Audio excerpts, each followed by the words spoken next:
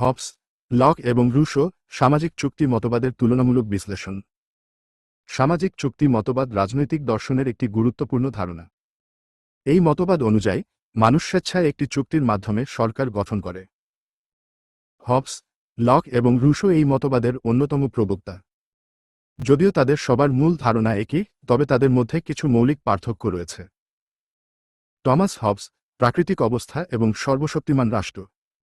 হবসের মতে প্রাকৃতিক অবস্থা হল যুদ্ধের অবস্থা। এই অবস্থায় সবাই সবার বিরুদ্ধে। মানুষের স্বাভাবিক প্রবৃত্তি হল নিজের স্বার্থ রক্ষা করা এবং ক্ষমতা অর্জন করা।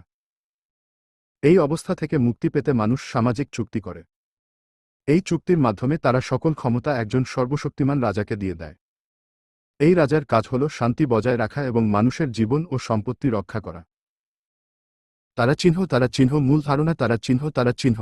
হবস তার প্রসিদ্ধ গ্রন্থ লেভাথান এ সামাজিক চুক্তির ধারণা উপস্থাপন করেন। তিনি বিশ্বাস করেন যে প্রাকৃতিক অবস্থায় মানুষের মধ্যে অস্থিতিশীলতা, স্বার্থপরতা এবং সহিংসতা বিরাজ করে। সামাজিক চুক্তির ভূমিকা। হবসের মতে মানুষ তাদের কিছু মৌলিক অধিকার রিলিকিশ করে একটি শক্তিশালী কেন্দ্রীভূত সরকারের অধীনে শরণাপন্ন হয়। এই সরকার লেভাথান হিসেবে একটি শক্তিশালী, অবাধ্য নিষ্ঠুর বাহিনী তৈরি করে যা সমাজের নিরাপত্তা এবং শান্তি রক্ষা করে। সরকারের বৈশিষ্ট্য। হবসের মতে সরকারকে সম্পূর্ণ ক্ষমতা দেওয়া উচিত, কারণ মানুষের প্রকৃতি অনুযায়ী তারা একত্রিত হয়ে শান্তিতে বসবাস করতে পারে না। সরকার যদি জনগণের সুরক্ষা না দেয়, তাহলে জনগণ তাদের অধিকার ফিরিয়ে নেওয়ার সম্মতি দিতে পারে, কিন্তু বিপ্লবের পরিবর্তে সরকারের ওপর পুরোপুরি নির্ভরশীল থাকতে হবে। জন লক, প্রাকৃতিক অধিকার এবং সীমিত সরকার। লকের মতে প্রাকৃতিক অবস্থা যুদ্ধের অবস্থা নয়। মানুষের জন্মগত কিছু অধিকার রয়েছে, যেমন জীবন, স্বাধীনতা এবং সম্পত্তির অধিকার। এই অধিকার রক্ষার জন্য মানুষ সামাজিক চুক্তি করে। লকের সামাজিক চুক্তিতে রাষ্ট্রের ক্ষমতা সীমিত। রাষ্ট্রের প্রধান কাজ হল নাগরিকদের প্রাকৃতিক অধিকার রক্ষা করা। মূল ধারণা। লকের সামাজিক চুক্তি প্রসঙ্গে বলা হয় যে প্রাকৃতিক অবস্থায় মানুষ স্বতন্ত্র, স্বাধীন এবং মৌলিক অধিকারী। তিনি বিশ্বাস করেন যে মানুষ নিজেদের জীবন, স্বাধীনতা এবং সম্পত্তির অধিকার রক্ষা করতে একটি সরকার প্রতিষ্ঠা করে। সামাজিক চুক্তির ভূমিকা। লকের মতে সামাজিক চুক্তির মাধ্যমে সরকার প্রতিষ্ঠা হয় যাতে মানুষের মৌলিক অধিকারগুলোর, যেমন জীবন, স্বাধীনতা, সম্পত্তি সুরক্ষা করা যায়। সরকারকে জনগণের সম্মতি ও বিশ্বাসের ভিত্তিতে কাজ করতে হবে। সরকারের বৈশিষ্ট্য।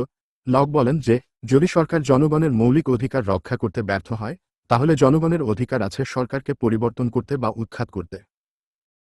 তার মতবাদে জনগণের অংশগ্রহণ ও সরকারের প্রতি নির্ভরতা এক্ষেত্রে বেশ গুরুত্বপূর্ণ। যাক রুশো, সাধারণ ইচ্ছা এবং জনগণের সার্বভৌমত্ব। রুশোর মতে প্রাকৃতিক অবস্থা হল সরলতা এবং স্বাধীনতার অবস্থা। সভ্যতার আগমনের সাথে সাথে মানুষের মধ্যে অসাম্য বৃদ্ধি পায়। এই অসাম্য দূর করার জন্য মানুষ সামাজিক চুক্তি করে। রুশোর সামাজিক চুক্তিতে জনগণের সার্বভৌমত্বের ধারণা গুরুত্বপূর্ণ। জনগণের সাধারণ ইচ্ছা হল সরকারের শাসনের উৎস। মূল ধারণা। রুশোর সামাজিক চুক্তির তত্ত্ব মানব প্রকৃতির স্বাভাবিক অবস্থার বিরোধিতা করে, যেখানে তিনি বলেন যে মানুষ প্রকৃতিতে শান্ত ও সহযোগিতাপূর্ণ ছিল, কিন্তু সভ্যতার বিকাশে নৈতিকতা ও দায়বদ্ধতা হারায়। সামাজিক চুক্তির ভূমিকা। রুশোর মতে সামাজিক চুক্তি সাধারণ ইচ্ছার ভিত্তিতে প্রতিষ্ঠা হয়। তিনি বিশ্বাস করেন যে সরকার ও সমাজ উভয়ই সাধারণ ইচ্ছার প্রতিনিধিত্ব করতে হবে। সরকারের বৈশিষ্ট্য। রুশো সরকারের জন্য সাধারণ ইচ্ছার প্রতি শ্রদ্ধা প্রদর্শনের উপর জোর দেন। এক্ষেত্রে সরকারের ভূমিকা হল জনগণের জন্য একটি ন্যায়সঙ্গত ব্যবস্থা গড়ে তোলা, যেখানে মানুষের ইচ্ছা এবং স্বার্থের ভিত্তিতে নীতি নির্ধারণ হতে হবে। তুলনামূলক বিশ্লেষণ। বিষয়। Hobbes, Locke, Rousseau. প্রাকৃতিক অবস্থা, যুদ্ধের অবস্থা, স্বাধীনতার অবস্থা, সরলতা ও স্বাধীনতার অবস্থা। সামাজিক চুক্তির উদ্দেশ্য শান্তি বজায় রাখা, প্রাকৃতিক অধিকার রক্ষা, অসাম্য দূর করা। রাষ্ট্রের ক্ষমতা সর্বশক্তিমান, সীমিত, জনগণের হাতে। সার্বভৌমত্ব রাজা, জনগণ। উপসংহার। হবস, লক এবং রুশোর সামাজিক চুক্তি মতবাদ রাজনৈতিক দর্শনের ইতিহাসে একটি গুরুত্বপূর্ণ অবদান। তাদের মতবাদগুলি আধুনিক রাজনৈতিক ব্যবস্থার ভিত্তি তৈরি করেছে। তবে তাদের মধ্যে কিছু মৌলিক পার্থক্য রয়েছে। হবস একটি সর্বশক্তিমান রাষ্ট্রের পক্ষে, লক একটি সীমিত সরকারের পক্ষে এবং রুশো জনগণের সার্বভৌমত্বের পক্ষে।